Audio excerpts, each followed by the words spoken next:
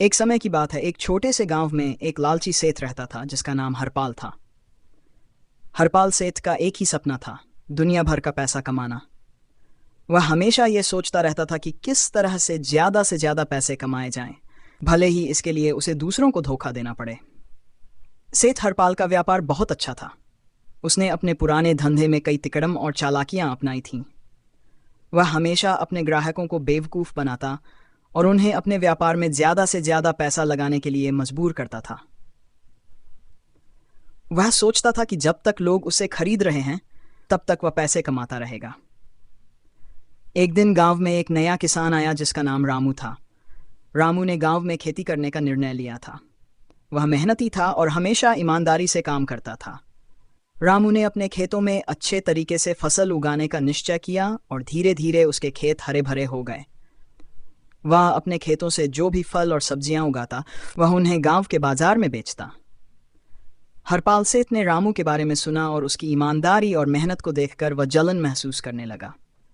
उसने सोचा, यह किसान इतना मेहनत करता है और अच्छा पैसा कमाता है, अगर मैं इसका फायदा उठा लूंगा तो मुझे भी ज्यादा पैसे मिलेंगे।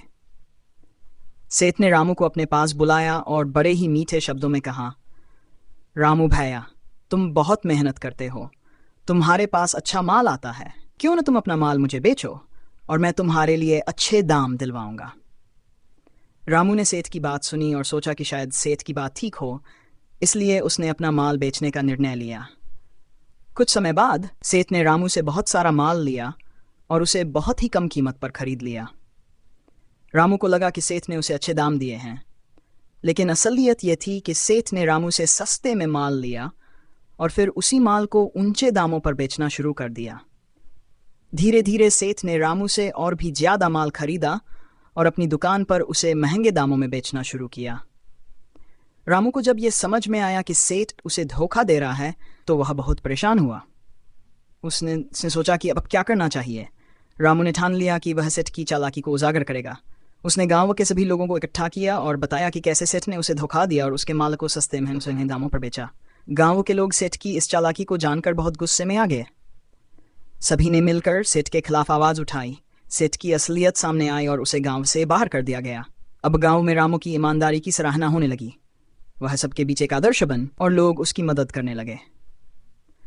रामू ने गांव में अच्छे से खेती करना जारी रखा और लोगों के बीच अपनी ईमानदारी और मेहनत से नाम कमाया। उसने ये सीखा कि पैसा कमाने के लिए ईमानदारी से काम करना चाहिए, न कि किसी को धोखा देकर। समाप्त। रामू की ईमानदारी और मेहनत के चलते अब वह गांव में एक आदर्श बन चुका था। लोग उसे सम्मान देने लगे और उसकी सलाह लेना शुरू कर दिया। किसान अपने खेतों में रामू से मदद लेने आने लगे और वह हमेशा उन्हें सही मार्गदर्शन देता।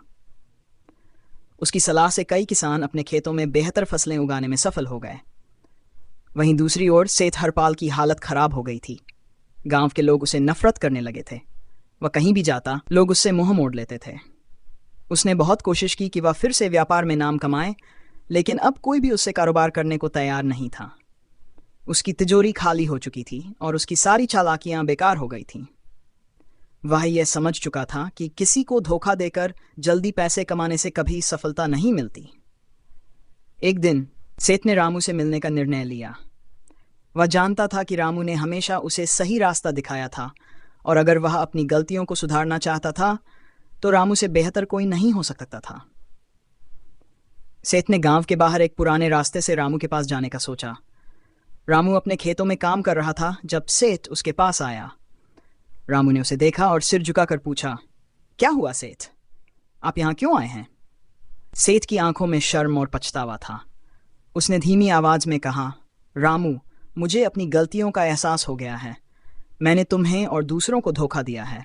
अब मुझे सच्चाई समझ में आ गई है। क्या तुम मेरी मदद करोगे?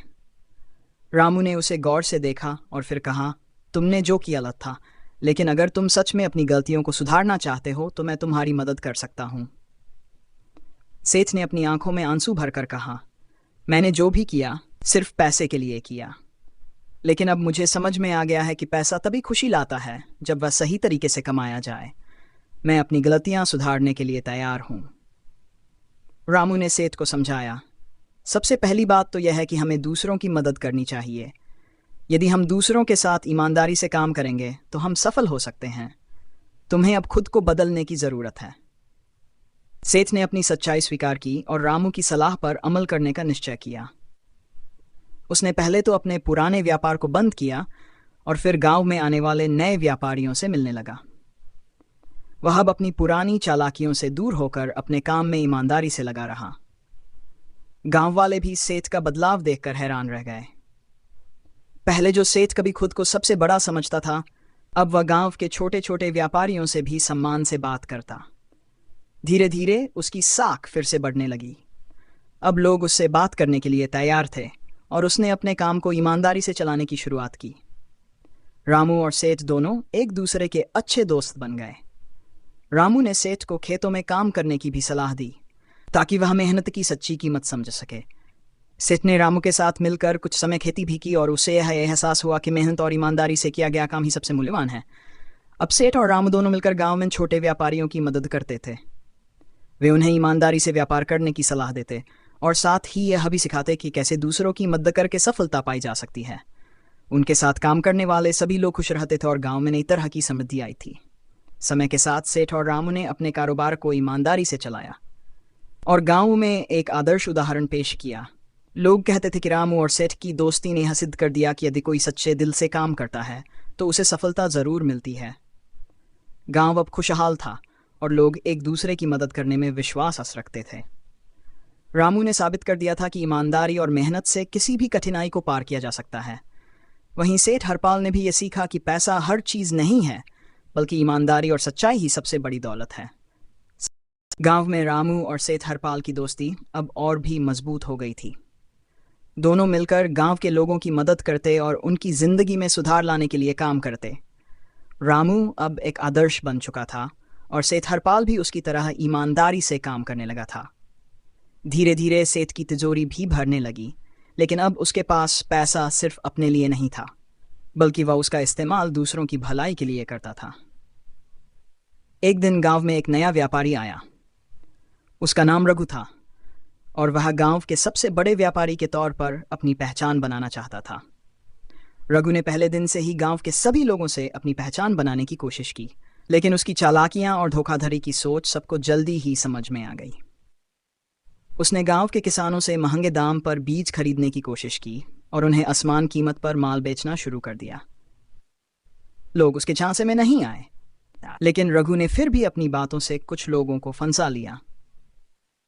रामू और सेठ हरपाल ने रघु को देखा और महसूस किया कि यह वही गलती है जो वे पहले कर चुके थे। दोनों ने मिलकर तय किया कि वे रघु के व्यापारिक चालों को समझकर उसे सही रास्ता दिखाएंगे। रामू ने एक दिन रघु को खेतों के पास देखा और उसके पास जाकर कहा, रघु, मैं जानता हूं तुम नए व्यापारी हो, लेकिन अगर तुम अपनी राह नहीं बदलते तो तुम भी वही गलतियां करोगे जो मैं और सेठ पहले कर चुके हैं। रघु ने हंसते हुए कहा, तुम्हारे जैसे लोग मुझे क्यों समझाएंगे, मैं अपना काम ठीक से कर रहा हूं। रामू ने शांतिपूर्वक कहा, तुम्हें समझना होगा कि धोखा देने से कभी सफलता नहीं मिलती। अगर तुम अपनी मेहनत और ईमानदारी से काम करोगे तो लोग तुम्हारी इज्जत करेंगे और तुम्हें खुदा की मदद भी मिलेगी। रघु ने उसे सुना, लेकिन वह मानने को तैयार नहीं था। वह अपनी चालों में उलझा हुआ था और सोचता था कि जल्दी से पैसे कमाने के लिए वही तरीका सबसे सही है। इसी बीच सेठ हरपाल ने भी रघु से मिलने का मन बनाया। वह रामू के साथ रघु के पास पहुंचा और उसने उसे अपनी जिंदगी की सच्चाई बताई। मैंने भी पहले सोचा था कि जल्दी पैसा कमाना सबसे अच्छा तरीका है, लेकिन जो मैंने सीखा है वह यह है कि जो काम ईमानदारी से किया जाता है वही सच्ची सफलता देता है। मैं तुम्हारे जैसा व्यापारी कभी था, लेकिन अब मेरी जिंदगी बदल चुकी है। रघु ने दोनों को सुना, लेकिन उसके मन में तर्क था। तुम दोनों अब अपने रास्ते पर चल रहे हो, लेकिन मुझे लगता है कि जल्दी पैसा कमाना ही सही तरीका है।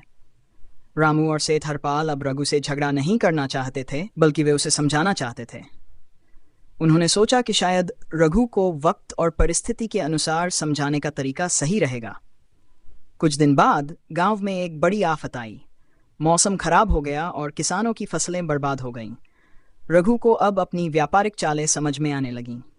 वह देखता था कि गांव के लोग अब उसकी मदद के बजाय उसे ही दोष दे रहे थे। गांव के लोग कहते थे, जब हमारी जिंदगी में परेशानी आई तो ये रघु कहाँ था। रघु को अपनी गलती समझ में आई। वह रामू और सेठ हरपाल के पास गया और बोला, मुझे अब समझ में आ गया है कि आपने जो कहा वह सही था। मुझे अब अपनी राह बदलनी होगी। रामू और सेठ ने रघु का स्वागत किया। उन्होंने उसे बताया, यह अच्छा है कि तुम अब अपनी गलती मान रहे हो। हमें उम्मीद है कि तुम ईमानदारी से काम करोगे। हम तुम्हारी मदद करेंगे। रघु ने अब रामू और सेठ की सलाह मानी और उसने फिर से अपने व्यापार में बदलाव किया।